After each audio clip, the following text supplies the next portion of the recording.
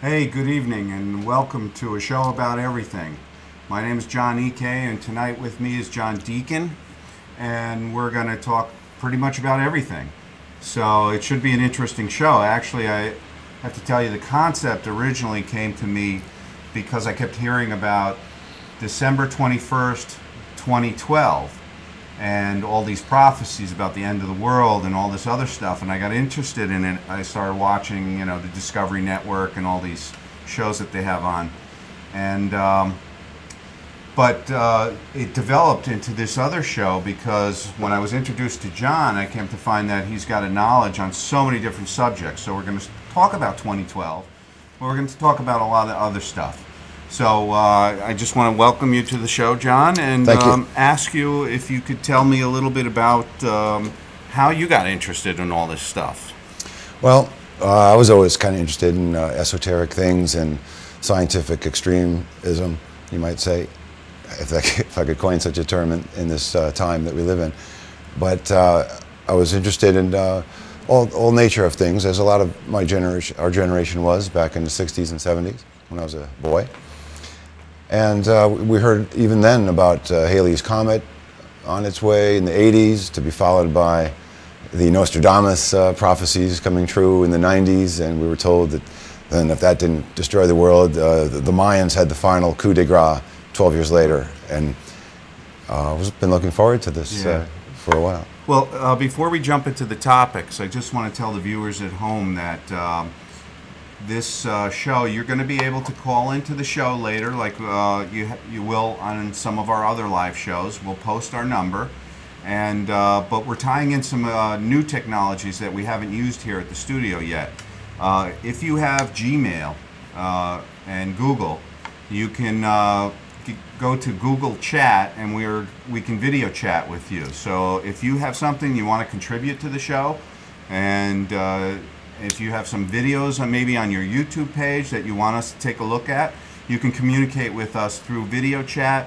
You can also email us. We're going to put our email address up, and we want you guys to tell us what your own ideas are about some of the topics that we'll be covering. So right now, why don't we just jump into some of the things that we've been talking about over the past couple weeks, and I'll let you tell me about some of your experiences with whatever. I'll let you take the ball and run with it. So Alrighty, well, let's get the word out there. Eschatology, that's a general term that can encompass a lot of creation stories and destruction stories, end of the world types of stories. And I figured, let's look at what's happening and what has happened according to the world's religions. And we see here the oldest stuff that we have is primarily in ancient Egypt, the Sphinx and some of the temples, particularly the Osirian, the Valley Temple, and the Sphinx Temple. These are very ancient things. That's the Sphinx you're seeing now. We're going to be talking about some of the aspects of the Sphinx a bit later, but if we can go back to that chart, I want to just show you how the Christian Bible was calculated to have, the world was calculated to have begun in 4004 BC. That was in the late 1700s by a Reverend James Ussher, who used the data in the Bible in terms of the generations, and he made the best estimate that he could. Mm-hmm. It happens to be 4,000 years exactly before the birth of Jesus, according to a lot of scholars who have looked into that situation. now, is that scientifically accurate, or is that somebody's theory that they've developed over the course of their research? Well, I would say it's a non-religious approach to it. It's probably based on who was the emperor at the time and other factors. Uh-huh. We could get into that in another show probably. Okay. But suffice to say that a lot of people will recognize that date, or them having heard that that is the date of the birth of Jesus, because it certainly was not in the year zero. There was no year zero. Right. And the birth of Jesus is not what we count from. We'll get into that at some point. Okay. But it never was the counting. It became that really about 300 AD when the Christianity became more of the official Roman religion. Okay. But that's a different story. Can we go back to that first slide, please? We just want to mention here the Jews count from 3760 BC, although Moses and Abraham are much later. Moses coming out with the Torah in 1280 BC. That's an estimate, of course. Backing up to the Mayans at 3114 BC, this is their fifth sun beginning, which is now ending after 5,126 years.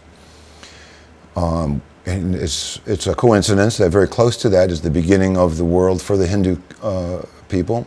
This is their Kali Yuga period, which began then, and it's not going to end anytime soon. It's got about 432,000 years to go.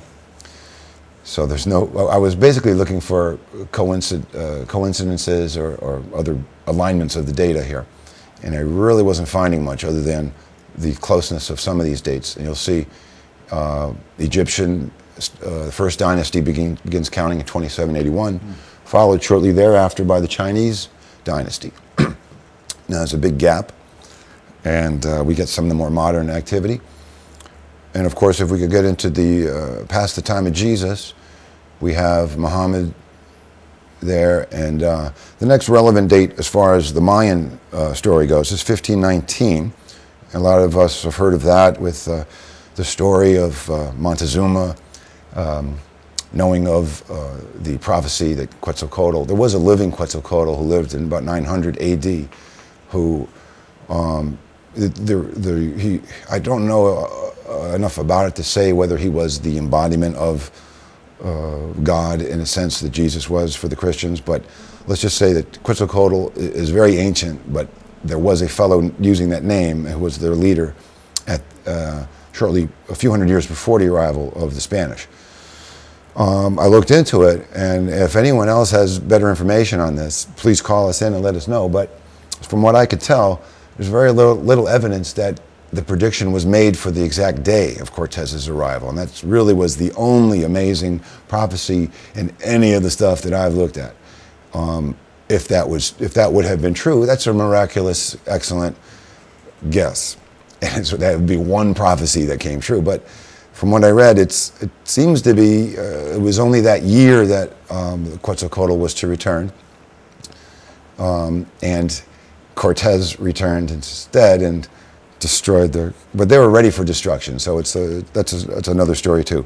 But nonetheless, it's questionable whether the Cortez connection counts as a legitimate prophecy, although it certainly is an ironic and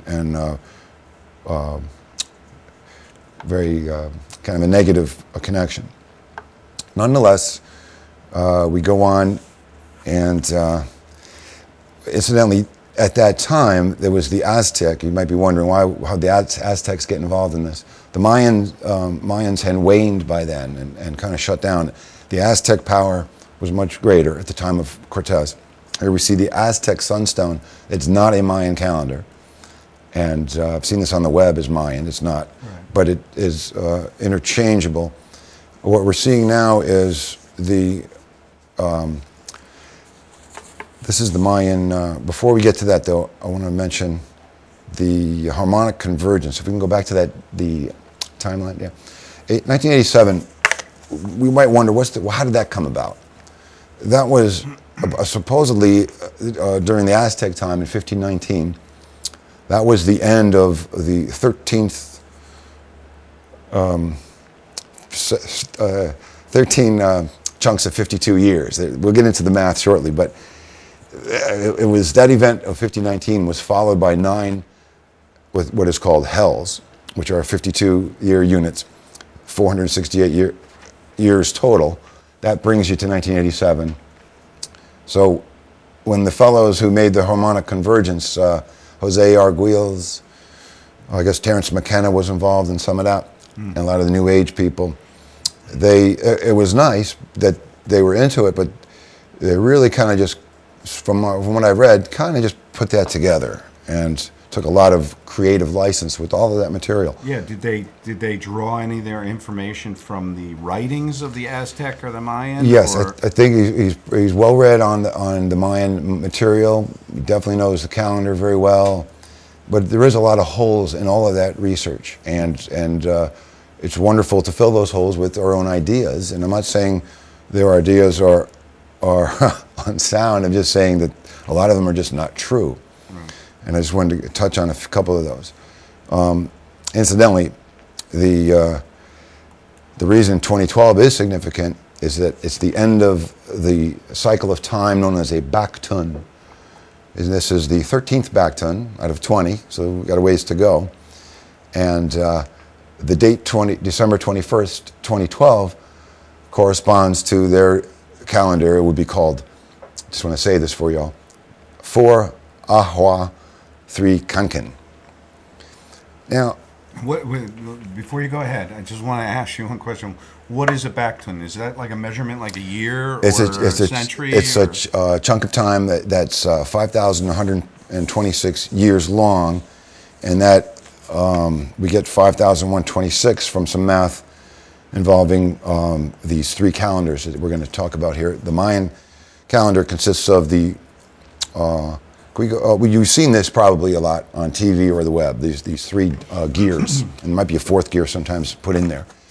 This is just a simple way of showing how the alignment of these three variables creates a unique day for thousands of days, because there's 365 days on that big wheel. You got 20 images on the secondary wheel and then 13 on the interior one. I just want to say that I looked at a lot of images. The Mayans didn't have a wheel. Like the Aztecs made that sunstone. The Mayans have made circular art elsewhere, but and maybe some of our viewers could help me with this, but they didn't have a wheel, and I don't think they had this geared structure to help them understand their own time system. This is just made, unless I can be corrected, this has been made for us modern humans so we can grasp what they did without this tool, all right?